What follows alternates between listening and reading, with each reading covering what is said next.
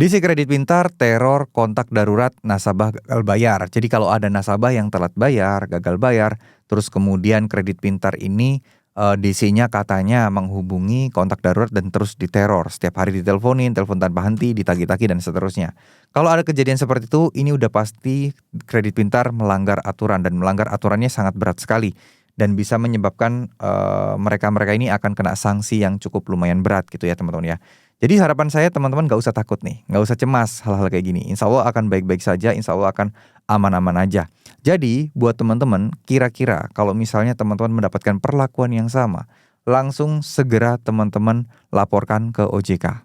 Ya, pertama teman-teman bisa laporkan ke Kredit Pintar dulu, lalu laporkan ke OJK. Karena kadang kita itu apes-apesnya ketemu oknum DC yang kadang kurang ajar.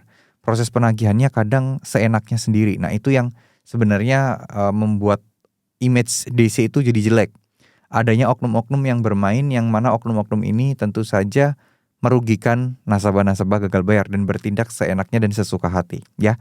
Jadi kalau ada kontak darurat yang dihubungi yang ditagih, itu kalian harus hubungi kontak darurat kalian, edukasi ya, edukasi orang yang udah kalian jadikan kontak darurat bahwa ini tuh kayak gini-gini loh, harusnya mereka nggak berhak loh dan kalian nggak perlu nanggepin loh, nah kayak gitu.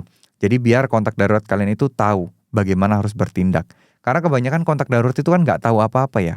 Mereka kadang diomongin ini, mereka jadi kayak ngikutin aja, kayak nurut aja deh sih. Dan percaya-percaya aja. Padahal harusnya jangan percaya begitu aja. Fungsi dari kontak darurat bukan untuk penagihan ya, tapi lebih kepada untuk meneruskan informasi atau mungkin mencari kalian kalau kalian susah banget dihubungi. Kalau kalian nggak susah dihubungi, ya harusnya ke kalian dong, nggak perlu ke kontak darurat. Gitu ya.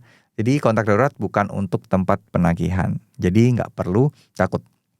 Kalau kalian merasa penagihan-penagihannya itu kelewatan, kebangetan ke kontak darurat, segera laporkan aja. Pertama bisa laporkan ke Kredit Pintarnya, yang kedua laporkan ke OJK. Karena siapa tahu ini adalah ulah oknum aja. Ya, terima kasih. Wassalamualaikum warahmatullahi wabarakatuh.